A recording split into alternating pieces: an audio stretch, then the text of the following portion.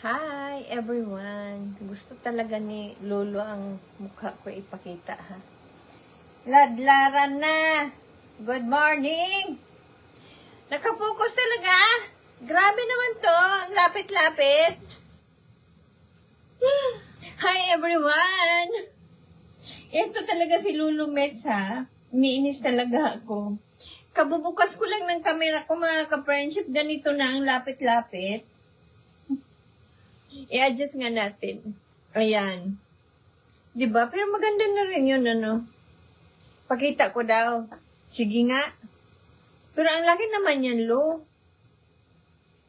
Parang gusto yata niya yung ganun. Para makita daw yung aking mga, ano ba yan? Yung mga nakaraan. Yes. O, diba? Nag-live ako ngayon mga ka-friendship dahil gusto ko lang makipagtsikahan sa inyo. Siyempre, araw-araw updated ako niyan, nanonood ako ng mga videos ng ating mga kasamahan. Ako po ay paano ba yan pagkasabi yung ganyan? Isa lang talaga yung gusto kong mangyari, na peace lang ba mga ka-friendship? Oo. Pinaka-importante yan. Ang pinaka-peace na mangyayari sa Pilipinas is yung freedom ng ating FPRRD mga ka-friendship, diba? Yun naman. Kasi ngayon, bakit ganyan ka?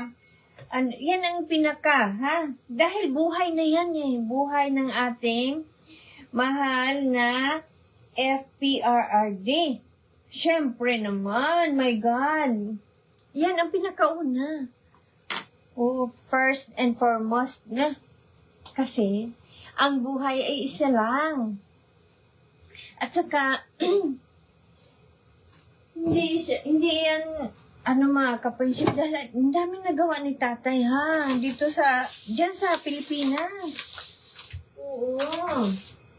Kaya nga tayo, kahit saan man tayong mundo, nung president pa si tatay, is napaka-proud natin na tayo ay Pilipino, di ba? Remember, don't forget, mga ka-friendship. Di ba, mga ka-friendship? Ilapit natin yan para makita yung chismosan yung lula. Di ba? Baka nakalimutan nyo na, wala yung filter. Tinanggalan ako ng filter ni Lulu. Gusto niya ganito.